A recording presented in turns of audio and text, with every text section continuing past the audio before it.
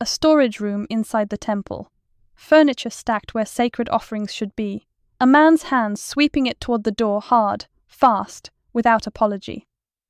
Nehemiah left Jerusalem for a while, back to Persia, back to his job at the king's palace, and the second he was gone, the priests let a man named Tobiah move his household furniture into a storeroom inside God's temple. Storage space meant for grain offerings, for incense, for the tools of worship turned into a guest room for Israel's old enemy.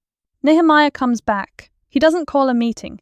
He doesn't write a strongly worded letter. He picks up Tobiah's furniture by hand and throws it into the street. Welcome back to Daily Bread Chronicles.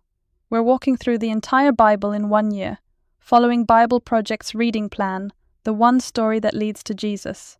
You can find it at BibleProject.com. Today, we're in Nehemiah 12 and 13, and this is what reform looks like when the reformer turns his back for 5 minutes. Nehemiah 12 opens with something the book hasn't had much room for yet. Celebration. The wall is finished. The city is repopulated. And now, Jerusalem throws a party. Nehemiah organizes 2 massive choirs. One walks the top of the wall clockwise. One walks counterclockwise, both converging at the temple, both singing at the same time. Priests with trumpets, Levites with cymbals. The text says, "The joy was so loud it could be heard far away."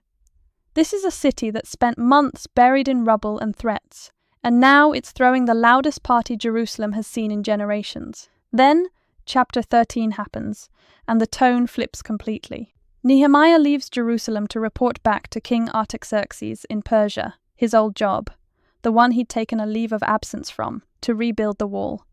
He's gone for an unspecified stretch of time, and in that gap, everything he fought for starts to unravel.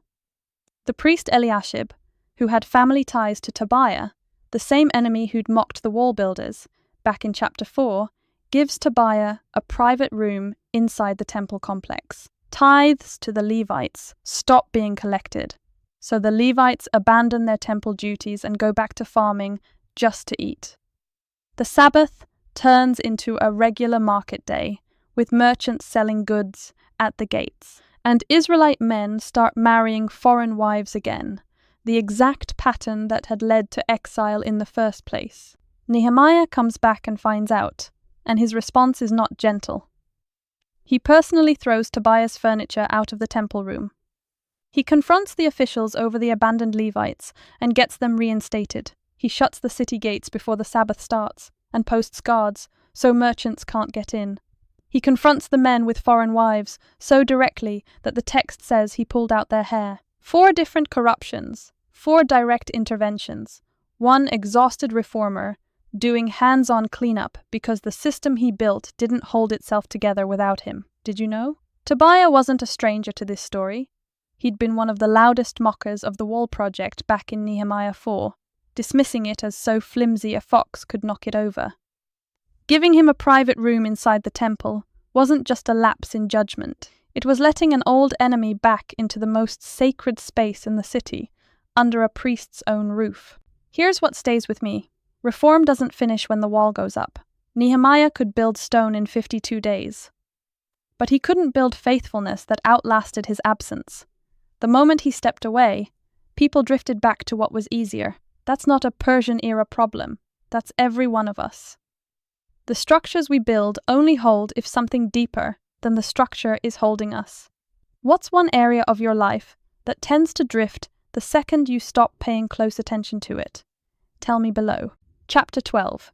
Priests and Levites. These were the priests and Levites who returned with Zerubbabel, son of Shealtiel, and with Joshua, Seraiah, Jeremiah, Ezra, Amariah, Maluk, Hattush, Shechaniah, Rehum, Meremoth, Iddo, Ginnathan, Abijah, Mijamin, Moadiah, Bilgah, Shemaiah, Joiarib, Jedaiah, Salu, Amok, Hilkiah, and Jedaiah.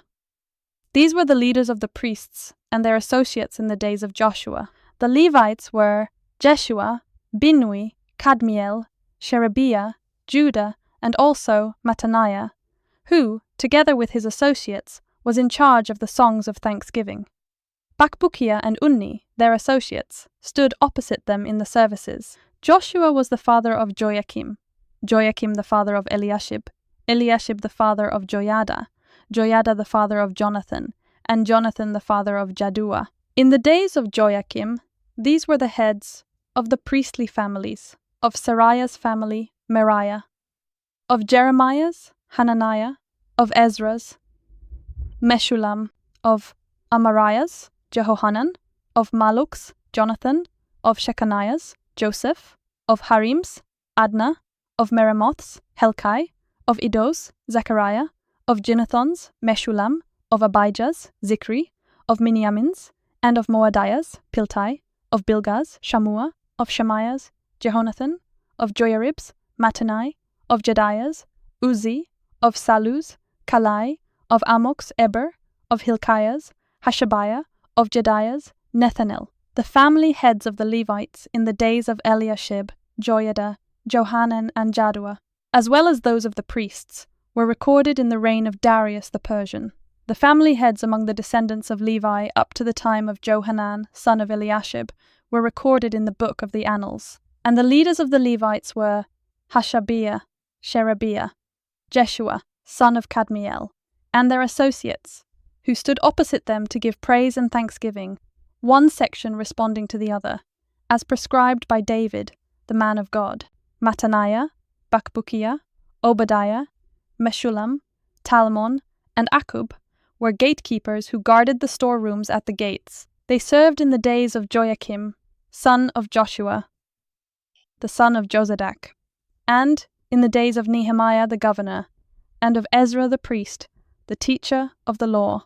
Dedication of the wall of Jerusalem. At the dedication of the wall of Jerusalem, the Levites were sought out from where they lived and were brought to Jerusalem to celebrate joyfully the dedication with songs of thanksgiving and with the music of cymbals, harps, and lyres. The musicians also were brought together from the region around Jerusalem, from the villages of the Netophathites, from Beth Gilgal, and from the area of Geba and Asmaveth, for the musicians had built villages for themselves around Jerusalem. When the priests and Levites had purified themselves ceremonially, they purified the people, the gates, and the wall. I had the leaders of Judah go up on top of the wall. I also assigned 2 large choirs to give thanks. One was to proceed on top of the wall to the right, toward the dung gate. Hoshea and half the leaders of Judah followed them, along with Azariah, Ezra, Meshullam, Judah, Benjamin, Shemaiah, Jeremiah, as well as some priests with trumpets, and also Zechariah son of Jonathan, the son of Shemaiah, the son of Mattaniah, the son of Micaiah, the son of Zakur, the son of Asaph, and his associates Shemaiah, Azarel, Milalai, Gilalai, Mai, Nethanel, Judah, and Hanani, with musical instruments prescribed by David, the man of God. Ezra, the teacher of the law, led the procession. At the fountain gate, they continued directly up the steps of the city of David, on the ascent to the wall, and passed above the site of David's palace, to the water gate on the east. The second choir proceeded in the opposite direction. I followed them on top of the wall, together with half the people, past the Tower of the Ovens, to the broad wall, over the gate of Ephraim, the Jeshanah gate, the Fish gate, the Tower of Hananel, and the Tower of the 100, as far as the Sheep gate. At the gate of the guard they stopped. The 2 choirs that gave thanks then took their places in the house of God. So did I, together with half the officials, as well as the priests, Eliakim, Maaseiah, Miniamin, Micaiah, Elioenai, Zechariah, and Hananiah, with their trumpets, and also Maaseiah, Shemaiah, Eleazar, Uzi, Jehohanan, Malchijah, Elam, and Ezer. The choirs sang under the direction of Jezrahiah, and on that day they offered great sacrifices, rejoicing because God had given them great joy. The women and children also rejoiced. The sound of rejoicing in Jerusalem could be heard far away. At that time, men were appointed to be in charge of the storerooms for the contributions, firstfruits, and tithes. From the fields around the towns, they were to bring into the storerooms the portions required by the law. For the priests and the Levites, for Judah was pleased with the ministering priests and Levites. They performed the service of their God and the service of purification, as did also the musicians and gatekeepers, according to the commands of David and his son Solomon. For long ago, in the days of David and Asaph, there had been directors for the musicians and for the songs of praise and thanksgiving to God. So in the days of Zerubbabel and of Nehemiah, all Israel contributed the daily portions for the musicians and the gatekeepers. They also set aside the portion for the other Levites, and the Levites set aside the portion for the descendants of Aaron. Chapter 13. Nehemiah's final reforms. On that day, the book of Moses was read aloud in the hearing of the people. And there it was, found written that no Ammonite or Moabite should ever be admitted into the assembly of God, because they had not met the Israelites with food and water, but had hired Balaam to call a curse down on them. Our God, however, turned the curse into a blessing. When the people heard this law, they excluded from Israel all who were of foreign descent. Before this, Eliashib the priest had been put in charge of the storerooms of the house of our God. He was closely associated with Tobiah, and he had provided him with a large room formerly used to store the grain offerings, and incense and temple articles, and also the tithes of grain, new wine, and olive oil prescribed for the Levites, musicians and gatekeepers, as well as the contributions for the priests. But while all this was going on, I was not in Jerusalem, for in the 32nd year of Artaxerxes king of Babylon, I had returned to the king. Some time later I asked his permission and came back to Jerusalem. Here I learned about the evil thing Eliashib had done in providing Tobiah a room in the courts of the house of God. I was greatly displeased, and threw all Tobiah's household goods out of the room. I gave orders to purify the rooms, and then I put back into them the equipment of the house of God, with the grain offerings and the incense.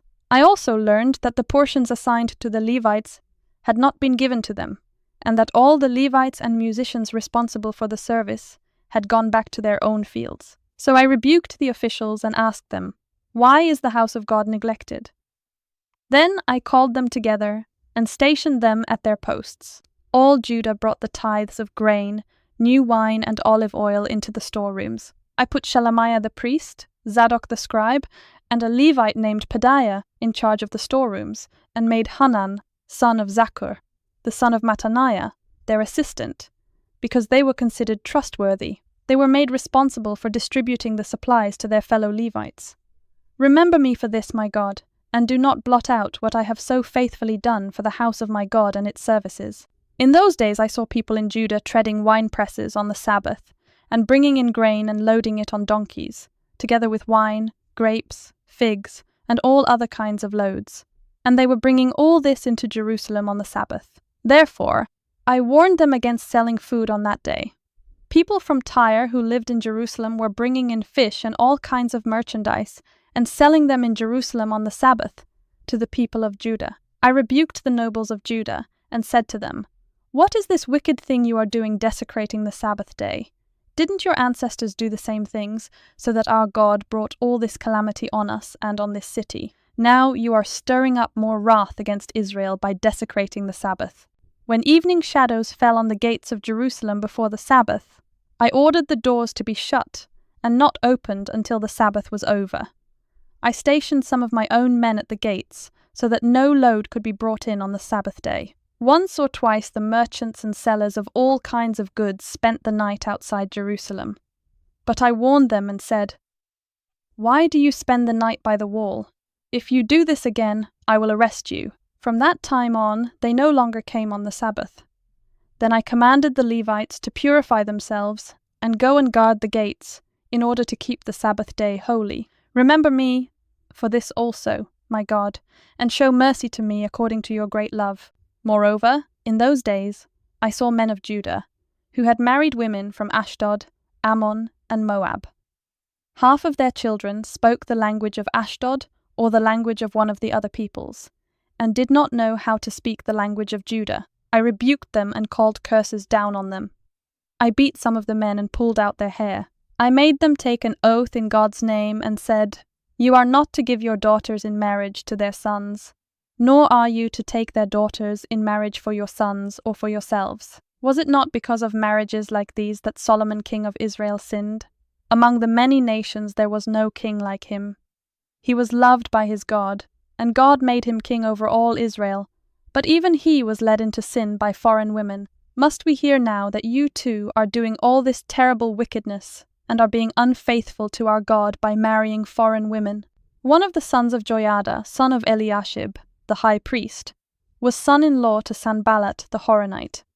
And I drove him away from me. Remember them, my God, because they defiled the priestly office, and the covenant of the priesthood, and of the Levites. So I purified the priests and the Levites of everything foreign, and assigned them duties, each to his own task.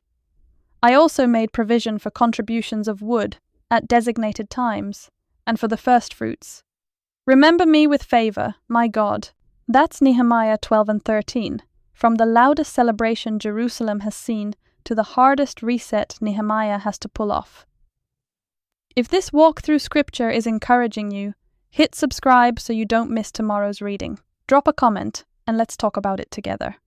Share this with someone who needs a reminder that faithfulness has to be renewed, not just built once.